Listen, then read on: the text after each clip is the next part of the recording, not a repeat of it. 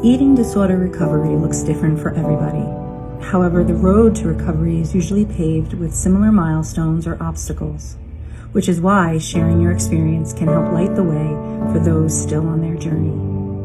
The moment-to-moment demands of recovery can be strenuous, and there is not immediate gratification for making the right decision, which is why people usually do not realize that they are experiencing these milestones in the moment.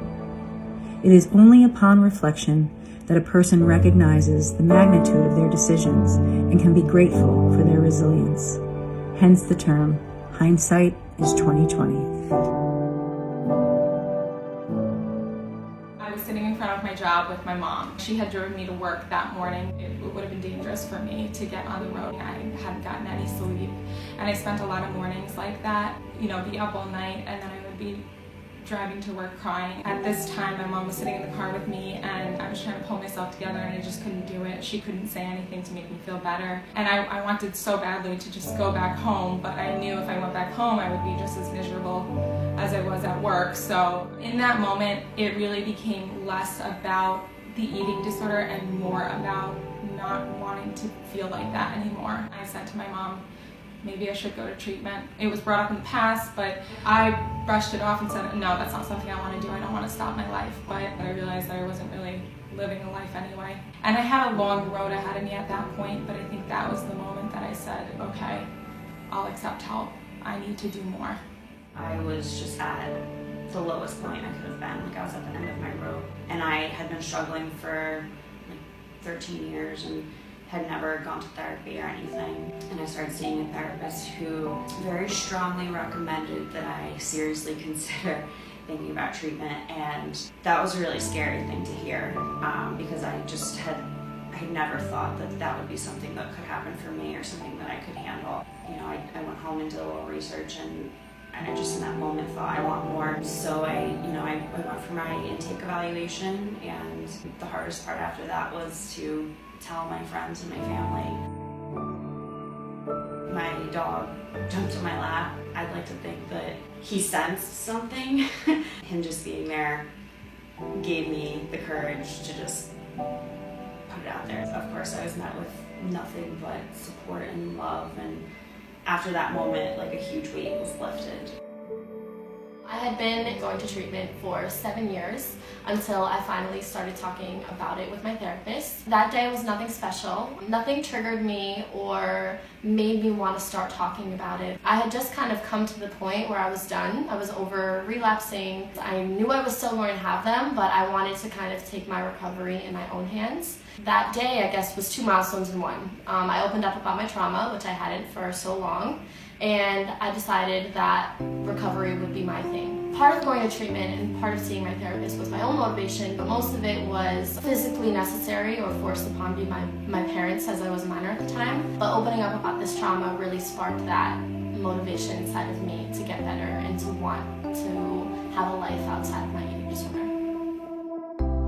So while we were in treatment, I learned about body dysmorphia and body checking. One way to limit myself from body checking was to avoid mirrors. I was told that I wouldn't have to avoid mirrors forever, but do it for the time being and then we could reintegrate it. That was a valid suggestion, being that every time I looked in the mirror, I felt worse about myself. So I got in the habit of not changing in front of the mirror. When I got ready in the morning, I had a small face mirror that I used so that I wasn't staring at my body. And I remember there was one day, and I was washing my hands, and I looked up in the mirror and quickly looked away, because of course that was the habit.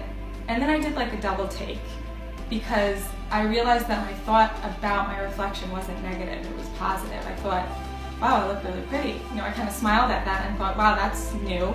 But I let it go quickly, and I left the bathroom and I just went on with my day, because I didn't want to dwell on that. I didn't want to stare, because I knew if I thought about it any longer, I would twist it and I would find something to criticize. That was a moment where I realized that this is working. That, I am actually accepting my body and accepting the way that I look, and my self-talk is changing.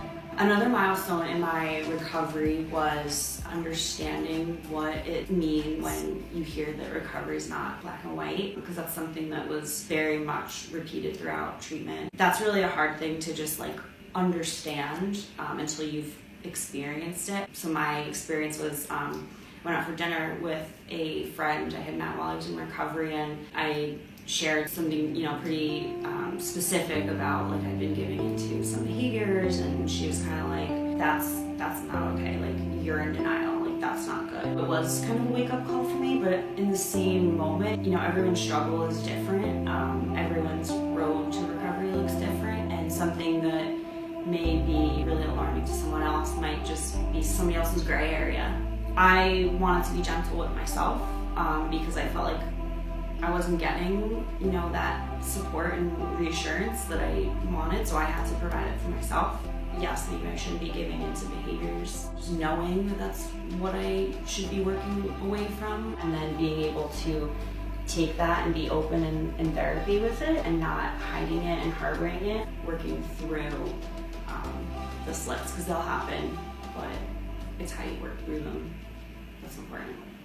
Okay, so this memory is me and my friend napping together. And the reason why it was so significant was because I remember that day I thought I would never have been able to do this in my eating disorder. I couldn't make plans spontaneously. Everything had to be planned ahead, and that was because when I was in my eating disorder, I would prepare to hang out, like restrict or work out. And if that day came and I didn't feel good about myself, I couldn't bring myself to see them. And I also couldn't be around them because I thought that me not being on would mean that they didn't like me anymore. I was so paranoid about, what others thought about me. Just the concept of doing something as spontaneous as having her come over just to nap. I mean, that meant that we didn't plan anything. She just came over, and then we just got tired and we fell asleep. That was early on in recovery, and from that moment, my relationships with my friends have just gotten better and better. They love me even when I'm sad. They love me even when I'm angry. I don't always have to be bubbly and happy. And what's more boring than napping with your friend? But yet I could do that now. So another one of my milestones, 1 year anniversary of when I first went into treatment. Another one of my milestones was 1 year without relapse.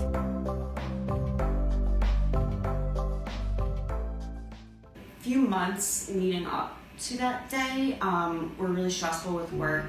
It was around the time of the holidays, some family things going on. That eating disorder voice was really, really strong and pervasive. So on the day of the anniversary, I just kind of felt like I hadn't really accomplished all that much. And then I found a quote on Instagram,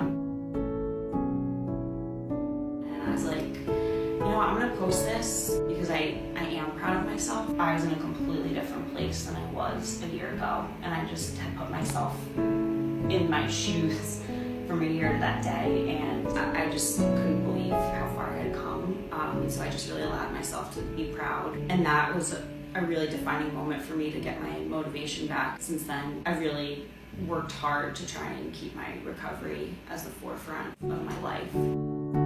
Without sharing my trauma and without having my own motivation, the only thing getting me out of treatment was getting myself right back in. I always just wanted to kind of get back to where I was before, and I never really had emotional growth. So 1 year without relapse, in that year span, I was meeting with my therapist and actively working on several of my own battles and hardships.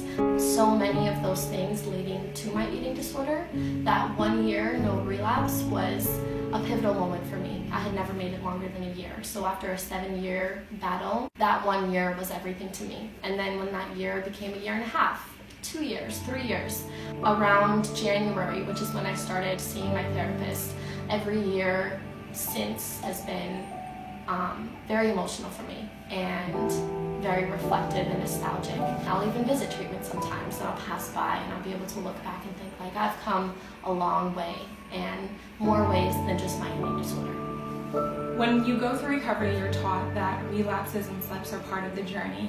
I was really disappointed when I realized that I had to go back to treatment, because one thing I kept telling myself, I know what to do, why can't I do it? But it was during that experience that I realized being there the second time taught me new stuff. I gained new knowledge from it. Even if it was the same lessons that they were teaching, I was able to interpret it in a different way and kind of apply it to new areas of my life. And there's nothing to be disappointed about, because all I'm doing back in treatment is peeling back more layers of myself. It's essentially the same thing as going through heartbreak or struggling with your relationships or having financial problems. They teach you something, and when you come out of that dip, you have gained so much more knowledge about yourself. I am gonna mess up, so I don't have to fear it. I just have to remember that in those moments when it's happening, that I'm gonna learn something from it, that my life after this slip up, the turbulence, my life after it is gonna be better because I'm gonna know what to do for myself in the future.